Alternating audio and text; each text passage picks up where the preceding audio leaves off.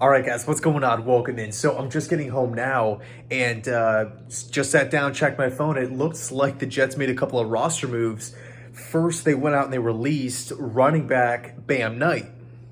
Now, it's instantly kind of interesting because he made the 53-man roster initially with the four running backs as a whole: Brees Hall, Michael Carter, Bam Knight, and of course Ty Johnson. Tevin Coleman didn't make the cut, but now it's looking like the Jets are releasing him. I would assume he's going to be on the practice squad. And then because they released Knight, they signed Connor McDermott, who is obviously, he's been a Jet for a while now. And, you're looking at that move and you're saying this move could have been done a week ago, right? When the 53-man roster came out.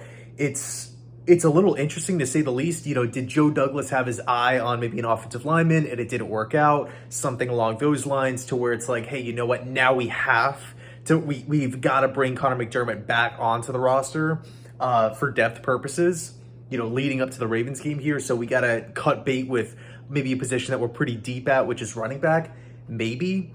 But it's interesting because when the 53 came out, Knight made the roster, and that was a really, really big deal because he obviously showed out in preseason. I talked to a bunch of Wolfpack fans when the Jets initially signed him as an undrafted free agent, and the response was like unbelievable. Like, everybody raved about him. Like, Knight is he's a baller. He's a beast. And he makes the team, and it's just like a couple days later, he's already released. Now, again, he's probably going to be going to the practice squad here. But just an interesting move. It's definitely interesting because there's nothing really stopping the Jets from doing this move. Again, back when the roster first came out. So anyway, quick little update there. Just wanted to, talk a little bit about it, just because I do find it pretty intriguing on just the timeline of everything. But anyway, let me know your thoughts down below in the comment section. Thanks so much for watching. I appreciate it. And as always, go Jets.